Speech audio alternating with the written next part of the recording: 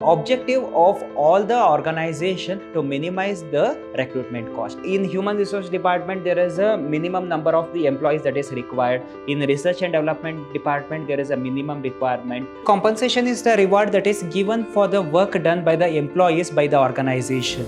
Specified number of employees that is required to complete a specified task or specified group of program.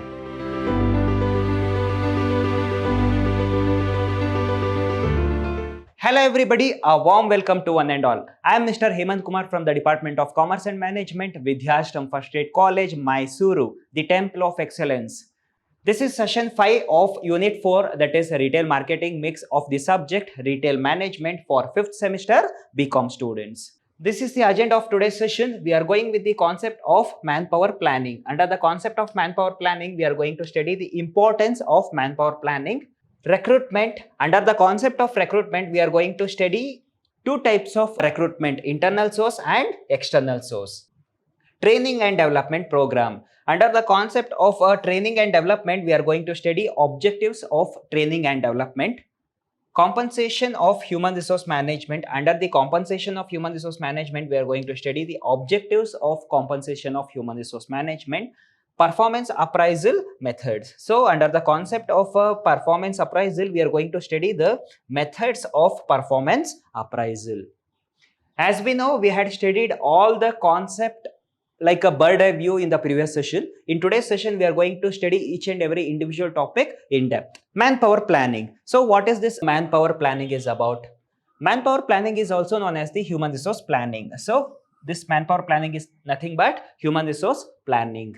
This human resource planning is also known as manpower management or workforce planning.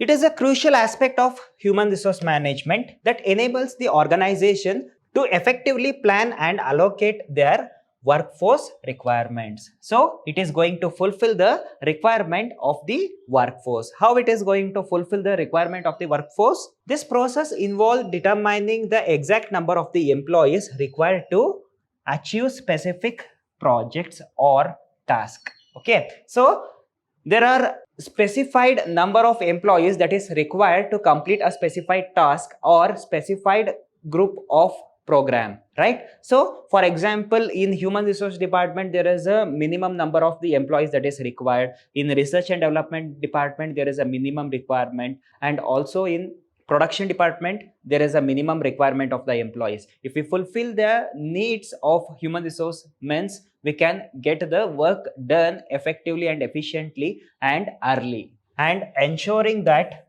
the organization has an adequate number of employees available meet the demand. So there is a demand for the employees in each and every department of the organization. If we meet the demand of the employees of all the departments of the organization, means we have to provide the right employee for the right position at a right time in the organization. If we place the right person for the right job at the right time, the work that is done by that person will be effective and efficient. So that is a strategy that is used in the human resource management. So in other words, manpower planning is nothing but it is fulfilling the requirement of the human resource management in the organization, in the various departments of the organization, so that it is going to benefit the organization to reach out the objectives. Importance of manpower planning. So these are the importance of manpower planning. The first one is optimizing the use of human resource. So what is this optimizing the use of human resource?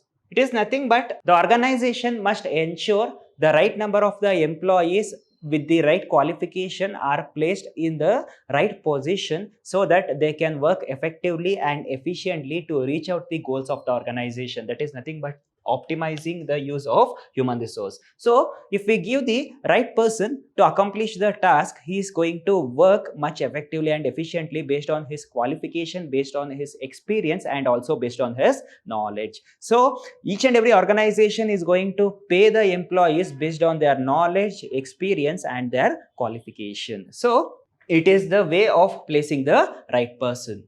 Improving employee satisfaction. So why we have to improve the satisfaction of the employees? Why this employee satisfaction is required? Because if the employee gets satisfied in the organization, they are going to work effectively and efficiently, which leads for the accomplishment of the objectives of the organization. In the same way, so by providing the needs of the employees, it is going to benefit the employee. It is going to motivate the employee towards the work. Means it is a kind of the motivation which is going to create the belongingness in the minds of the employees, so that the employee, they give their own contribution to the organization, which is going to lead for the success of organization. Maintaining the adequate workforce. So as I said, it is the obligation of human resource management to maintain the adequate workforce, that is recruiting the enough employees to meet the goals or objectives of the organization. Means it have to meet the standards of the organization in terms of work. Meet future workforce need. So it is nothing but deciding the future of the organization. Means it is going to decide in advance the future course of action, the future course of project, and the future course of thing that is to be done in the future, which one? The organization. Minimizing the recruitment cost. So it is the objective of all the organization to minimize the recruitment cost. So this recruitment process start from the interview, that is going to select the right person for the right position for at the right qualification, right? So they are going to select the individuals, and after selection they are going to undergo some kind of training and development program. So while giving the training, it is a kind of the investment that the organization is going to make towards the workforce. Means the organization, it is going to make towards human resource of the organization to get the work done effectively and efficiently. Next concept is recruitment. What is recruitment? Recruitment is a positive process of attaining the suitable applicants to apply for the available job. So suitable applicants means there is a criteria in terms of qualification and experience of the individuals, right? So based on the qualification that they are going to hire, and also they are going to check in such a way that they are enough qualified, they are enough experienced, and also they do have enough skill to participate in the organization. It is a process of searching the candidates to employ. So it is a way of searching the right candidate for the job, and also stimulating them to apply for a job in the organization. But not only hiring the employees, but they must stimulate the employees for the performance or to give the best contribution to the organization. Normally, small companies, managers and administrators take care of recruitment. So in terms of small companies, who are going to take care of the recruitment? The managers or the management and the administrators, they are going to take care of the recruitment process. But in terms of the large organization, it is going to give the contract for the external agencies. So if the organization is big, the contract is given to the agencies. If the organization is small, management and administration, it is going to take care of all the recruitment process. And also this recruitment is classified into two categories. The first one is internal recruitment and second one is external recruitment. Internal source of recruitment or external source of recruitment. So what is a internal source of recruitment or internal source of recruitment? So this internal source of recruitment is a current employees are important pool of job vacancies of organization. Means while making the recruitment, they are going to give the preference for the people who is inside the organization, who are already working in the organization, that they are going to give the preference. Say for an example, there is a vacancy of human resource manager. One of the people they are going to select in the human resource department, they are going to give him the preference for that position. Means it is a kind of a internal recruitment. So internal source of recruitment is nothing but giving the opportunity of job inside the organization to whom they are going to give the people who are already working in the workforce. So the people who are already working in the workforce are preferred first for the empty vacancies. External source, So it is opposite to the internal source. Here they are going to give the opportunity who is working inside the organization. So external source, they are going to give the opportunity who is not at all belong for the organization, means for the external environment, means like they are going to hire a new employee for the organization. So either they may freshers or they may experienced one. So this external source is divided into three categories, that is direct method, indirect method and third party method. So what is this direct method is about? So this direct method means they are going to conduct a campus interview in a college and they are going to hire the fresher students. So it is a kind of a recruitment. Directly the company is going to visit the college and it is going to hire the employees directly without any intermediaries. Indirect methods. So in the indirect method, the organization, it is going to communicate to the society telling that there is a so and so vacancy for so and so designation, right? So this is the qualification and this is the eligibility criteria and this is the experience criteria. So if the employees are fulfill all the criteria, they can come and attend the walk-in interview. So if the individual meet all the criteria, they can attend the walk-in interview. So that is the offer that is made by the organization to the society, like they are going to communicate through the social media. So this organization, they are going to choose the social media as the media of communication. Third party methods. So hiring the people through the consultancies, through the agencies, means the consultants or the agents that they are going to refer the employees to the organization based on the needs, that is in terms of qualification, experience and also the basic requirements or skills and talents. So based on those all criteria, the employee exchange or the agents that they are going to offer the employees to the organization. I repeat, so direct method is directly the organization, it is going for the campus for the conduction of campus interview and they are going to select the right talent. So indirect method is nothing but it is going to post or communicate to the society telling that there is a vacancy through the social media.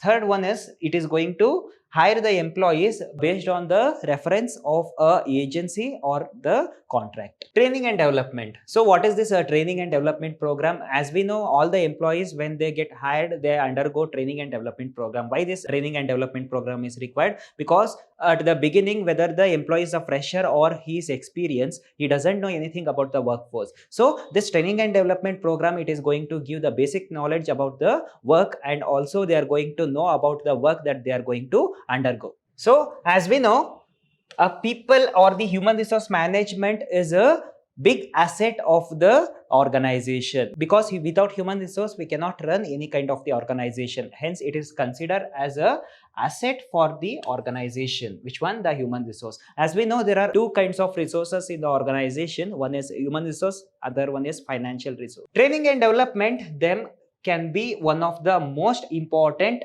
investments of the business can make. So it is also a kind of a business investment. Means if we invest on the employees to conduct training or development program, so we can expect the efficiency and effectiveness in the work. Means the trained people work much efficient than the people who does not have a proper training. Means in the training program, the people are get aware of all the things that is required for the employment. If an employee undergo a training program, so he is capable of accomplishing every task effectively and efficiently, which is going to benefit indirectly for the organization. Hence it is a kind of a direct investment on the human resource of the organization. So if we invest on human resource of the organization, there will be a increase in the productivity, right? So it is a main intention of each and every organization.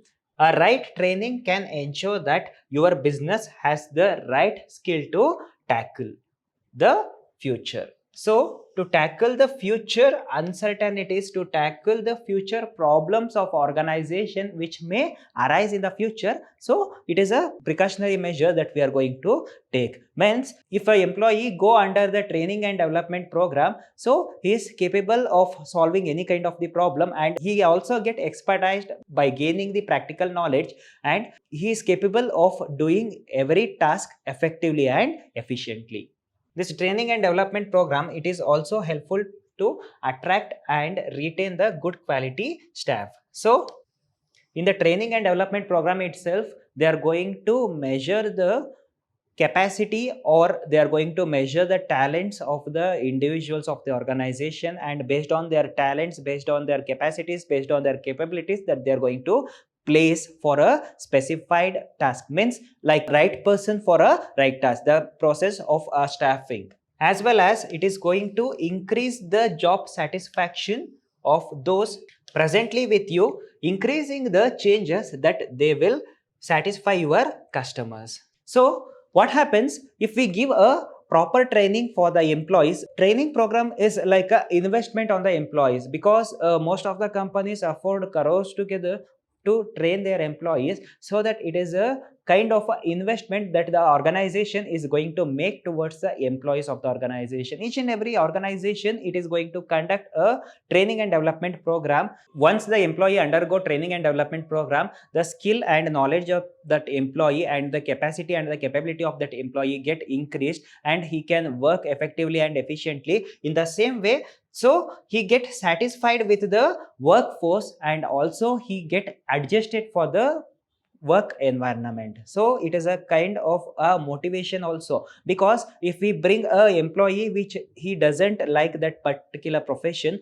or else if he doesn't have any kind of skills, talents or knowledge, so it is a loss for the organization. So it is going to select the right person at the right time for the right position. So it is the obligation of all the kinds of organization. Objectives of training and development program. Okay, so what are the objectives of a training and development program? There are few objectives of the training and development program, because they are going to afford crores together to conduct this kind of training and development program, because the employee must get updated from one generation to other generation. Like business environment is a complete dynamic process, it is not static. So all the things that must get updated from one time to another time. In the same way, the employees also regularly they are going to conduct each and every year the training and development program. The intention is the employee must get updated with the current trend or the current networking. So to increase the efficiency of the work. So as I said, so if they provide a proper training to the employees of the organization, there will be a increase in efficiency in the workforce. They can work much efficiently and effectively. Favor accidents. Means unknowingly the employee may make mistakes in the organization. Unknowingly it may lead for the loss, or for example a trained employee, they can work effectively and efficiently when compared to untrained employee. Means if they doesn't have any kind of training, like if employee make any kind of a mistake in the organization, it may lead for a loss of a finance, it may lead for the loss of a capital in the organization. Favor accidents.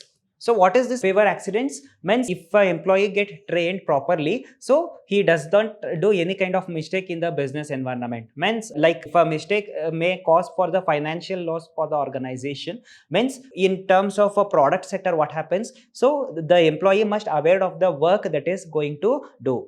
Say for an example, in a product sector, an employee is working in the organization. So he must be aware of the work that he is going to do. Means he must be properly trained for the work that he is going with. Means if he doesn't have a proper training, it may lead for the damage, breakage or leakage of the product. It may decrease the quality of the product, or it may impact on the customers. Means if the product quality is not good, the quantity of the product is not good, or if there is any default in the product, that is a mistake that is made by the employees. Means if the employee make the mistake, what happens? It is going to impact on the demand, it is going to impact on the brand image, it is going to impact on the consumer. So we have to provide them the training program to avoid the uncertainties, to avoid the accident that may happen by the workforce. So if they provide proper training, he doesn't make any kind of mistake and he go with the flow, that is instruction given by his superiors, right? So that is the intention of conducting training program for the employees. Meeting manpower needs. So what is the intention of meeting manpower needs? So if they meet the needs of the human resource, so the work can be done effectively and efficiently. Improves quality of work. By conducting the training and development program, so it is going to improve the quality of work. Means a skilled worker can work much efficiently than the unskilled worker. In the same way, it is going to improve the quality. Personal growth. So it is an opportunity for the individuals of the organization for their personal development regarding the skills, knowledge, and the experience.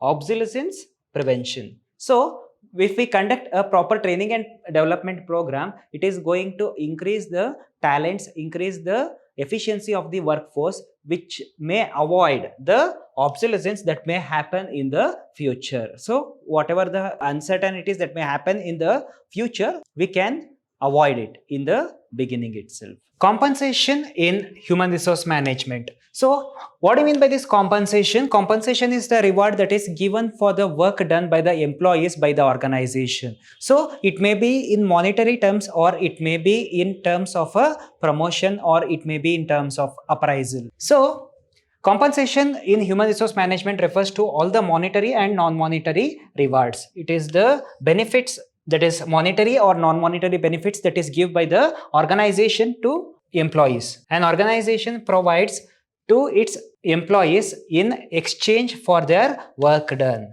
So, it is the exchange, it is a reward for the work that is done by the employees of the organization. This can be include basic salary, bonus, commissions, benefits, and other perks. So, this compensation includes basic salary, bonus, commissions, benefits, and other perks. So, all the things which is given as a reward for the employees, so it is known as a compensation. Compensation management is nothing but deciding, administrating, and evaluating compensation programs. So, it is a kind of evaluation of the workforce, means they are going to evaluate the employees of the organization based on their performance, based on their knowledge, based on their skills, and based on their outcome, and they are going to reward something to motivate them. So, the main intention of this compensation is motivated. So, what happens? The employee keep on hard working. So, there are number of employees who work hard and give their own contribution to the organization. There are number of employees who does not give any compensation, but their obligation is to just do the work that is allotted by the organization, right? So, the one who work hard and the one who does not work hard, so they are not at all equal. So, they are going to recognize the people who are going to really work in the organization, so that they are going to give their own contribution. So, for their contribution, it is going to award them, reward them, it is going to compensate them to ensure they are fair and effective. So, it is going to ensure that those things are fair and effective. Objectives of compensation. These are the objectives of compensation. The first objective is ensure the employees are fairly compensated. So, whatever the compensation that is given for the employees, whether it is a monetary benefit or non-monetary benefit, so the employees must satisfied with the compensation that is given by the organization. Only if they are satisfied, only they can give more contribution to the organization, and also they keep on giving their contribution to the organization in future days. Means it is a way of motivating the employees, it is a way of creating the belongingness in the minds of the employees. Attract the right employees.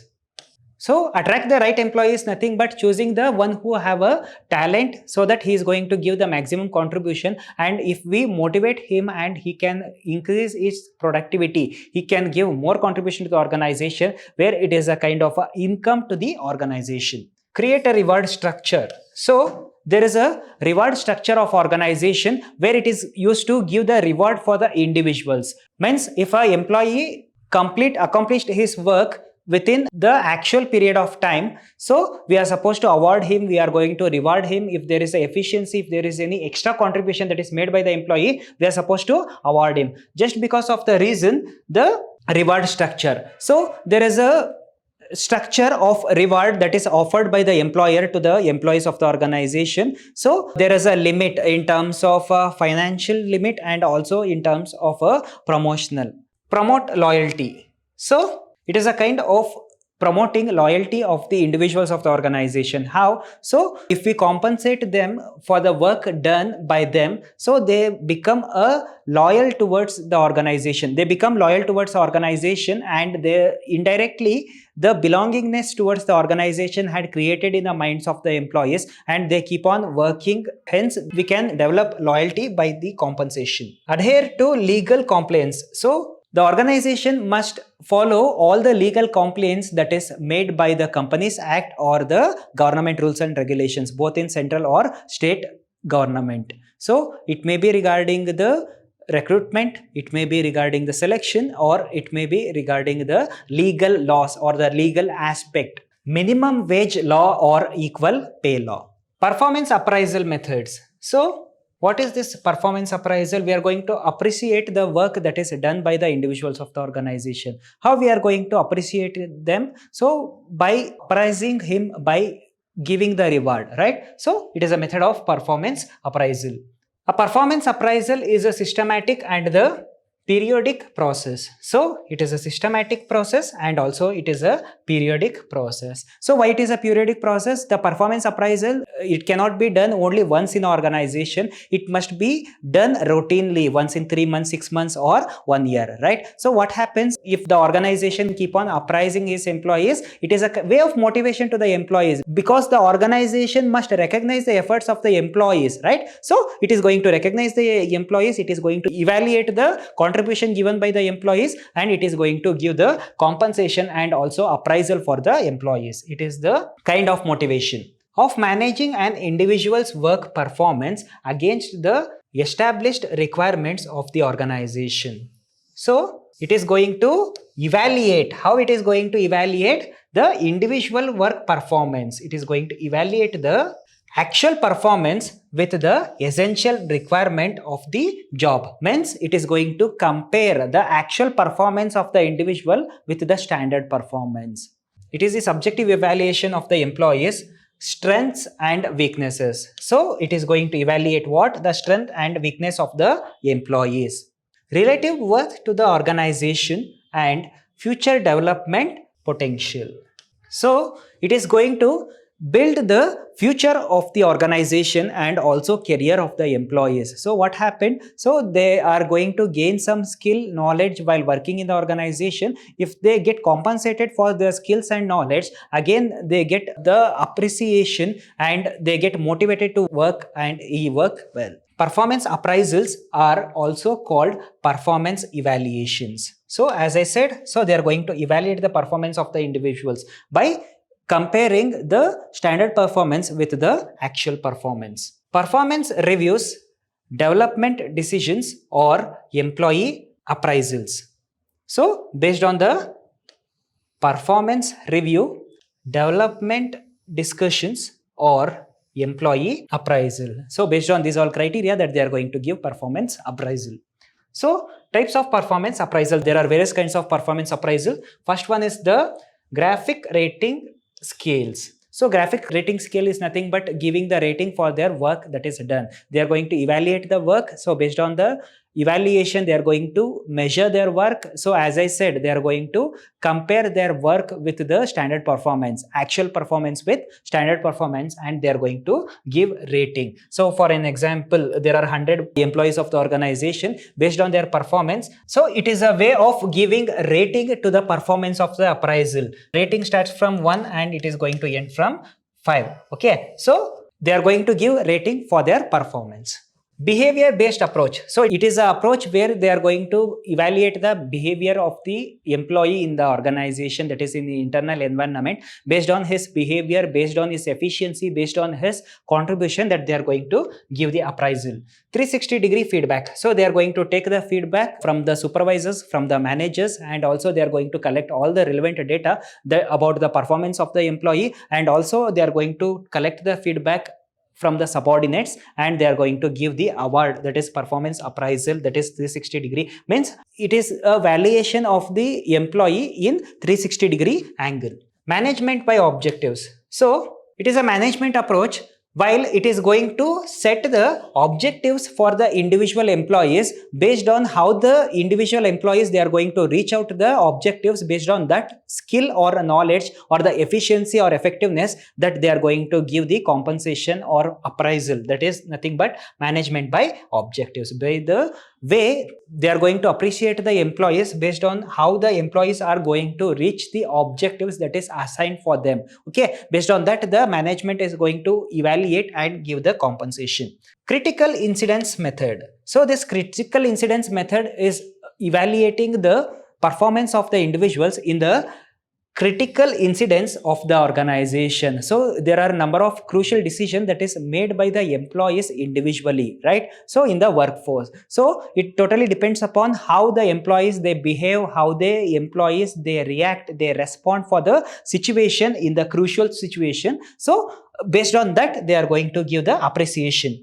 Self-assessment. So it is a way of assessment, means the employees that they are going to make their self-assessment so that it must be evaluated by the management.